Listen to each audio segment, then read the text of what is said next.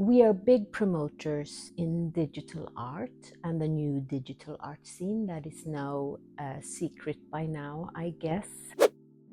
Hello, everyone.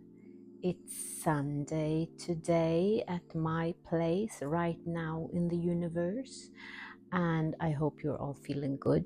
So I wanted to show you something fun today because it's so that Sotheby's has released an auction with digital art only. So I thought that it would be really fun to show you some interesting works from there. They are artists that are working with generative art, that means coding, and there are artists working with AI only, and there are also artists in the auction that are working with other digital technology. And if you hear some snores right now, it's extra cozy here because I'm sitting with my cute pugs, Lola and Lucy. Let me show them before we hit the computer. Lola, snoring here. And Lucy, Sunday relaxing. All right, let's hit Sotheby's digital auction then.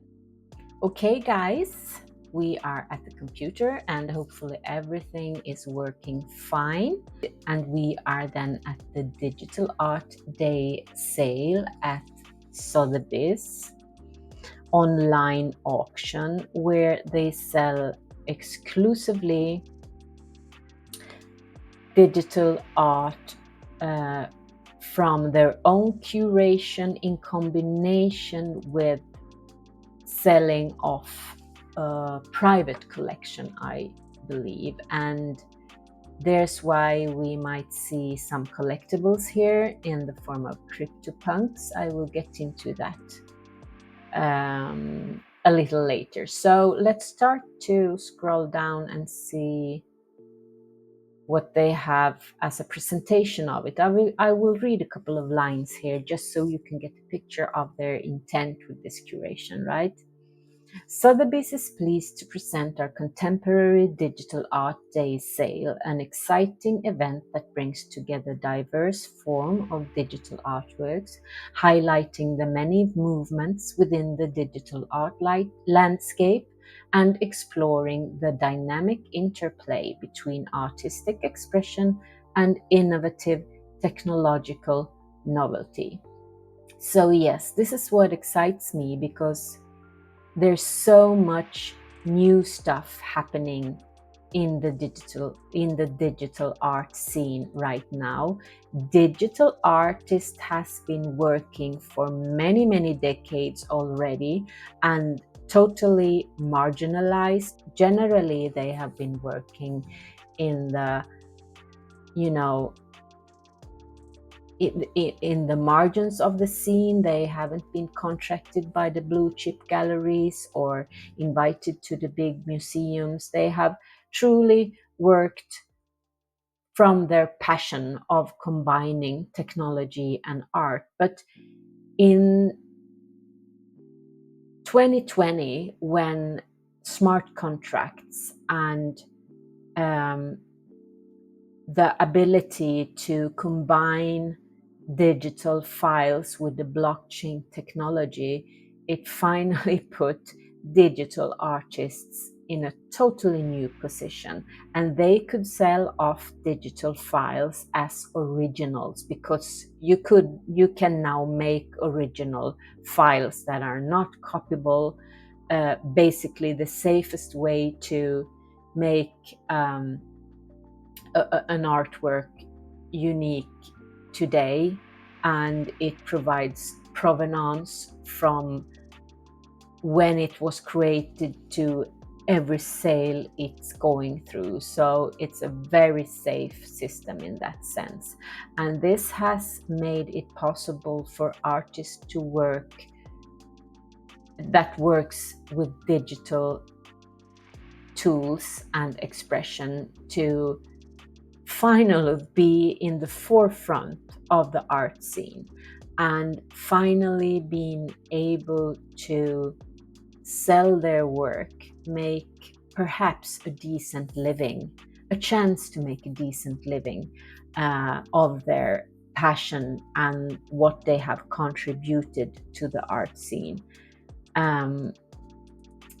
if you compare to how it was before. So you can also, this technique is also known as NFT technology. I am sure you have heard about NFT art, and I can tell you that there is no such thing as NFT art. The NFT is nothing but a technology, and that you can apply to digital artworks, to tickets, to other type of contracts you want to sign digitally, whatever. You can use it for whatever actually that you want to have provenance on that is digital. And that has been then applied to digital art, so that there would be something called NFT art is a total misconception, and it's been so misused. But I think we are getting to the end of this when we begin to talk about the new era of digital art, or digital art in general. I know that, for example, in this drop here on Sotheby, they do accept crypto as a payment form, I think, in every case of these works presented here. But nowhere is there any word of NFTs or NFT art and so on. So there is something happening here, I can see.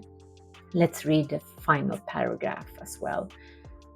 This sale is designed with today's collectors in mind, whether they are emerging buyers eager to explore a broad spectrum of artist styles, or seasoned connoisseurs whose collection transcends traditional categories. Okay, well, let's scroll a bit and see what they have here.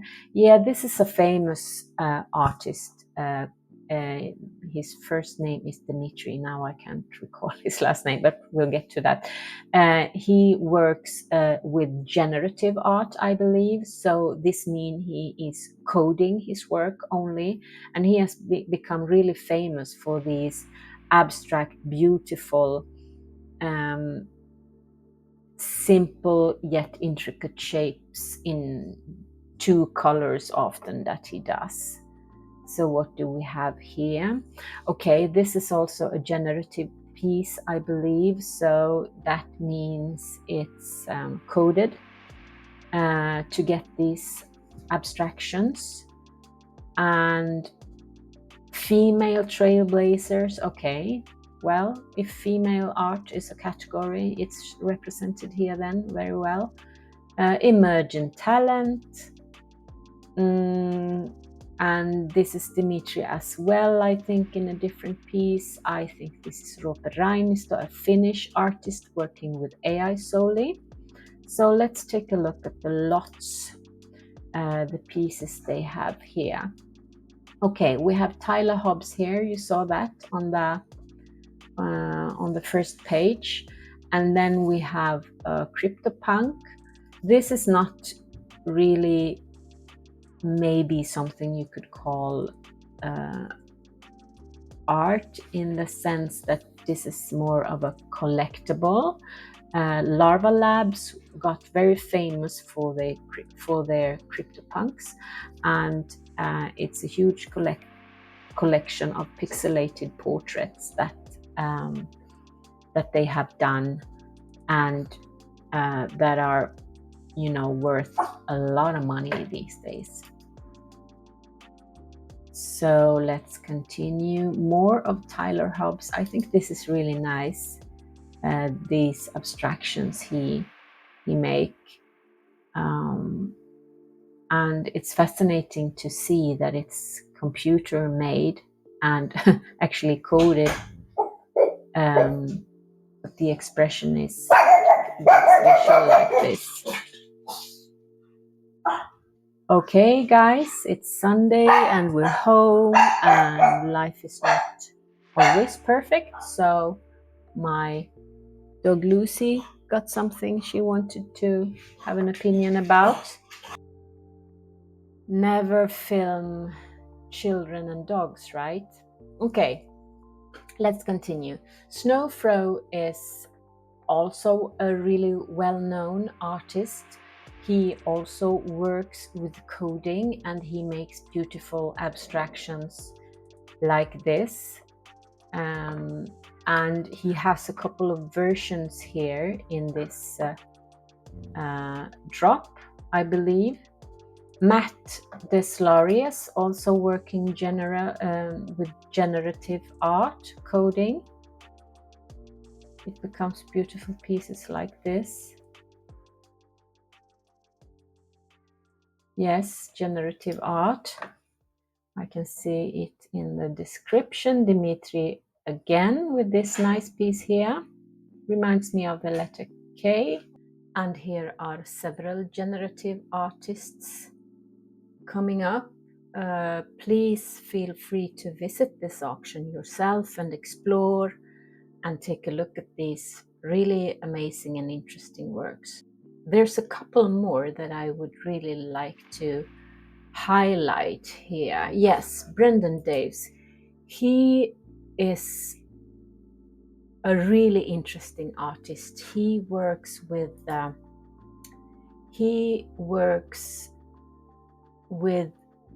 digital tools, AI, as well as 3D and sound.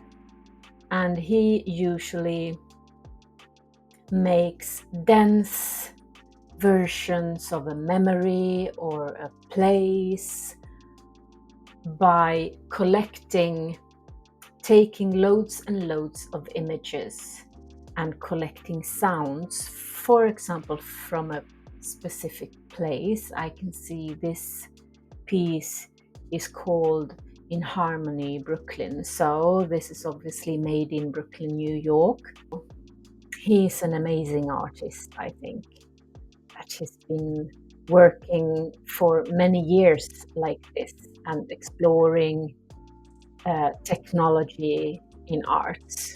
So let's continue to another name that I found. Krista Kim is also very interesting. She works a lot with meditation, and she takes these works and blow them up in huge spaces, so you are really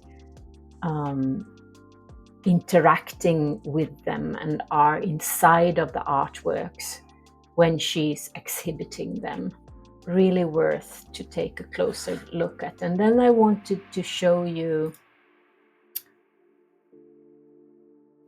a work by Roope Rainisto. Roope Rainisto, this might not be his most interesting work, but he is a pioneer in AI art. He got his big breakthrough with the collection Life in Western America, where he used the flaws and the,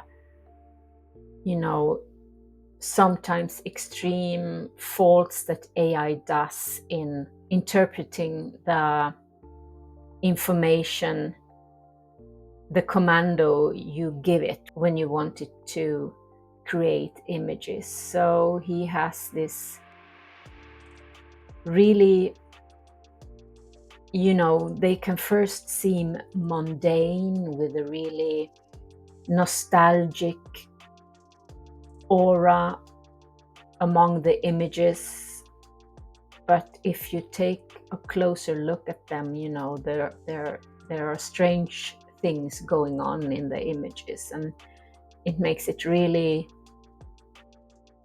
the collections and his pieces really intriguing and interesting. And he has also experimented a lot with animation. He, for example, made a really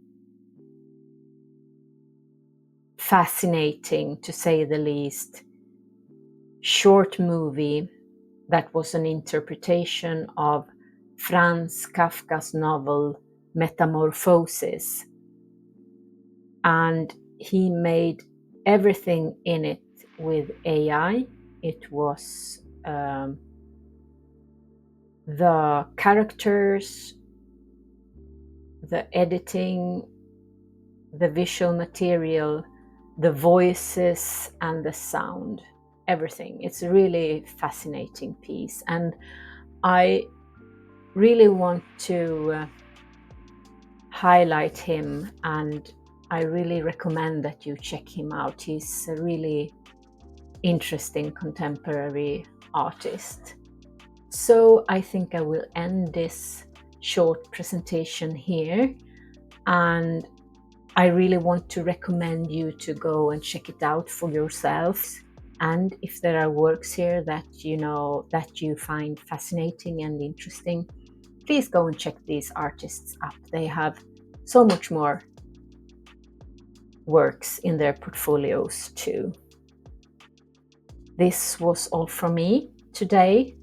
Thank you so much for watching, and please hit that subscribe button so you can follow along as we make more explorations like this, and I will continue to share all kinds of information about art in general, art history, digital art, you name it. Thanks for now. Bye bye.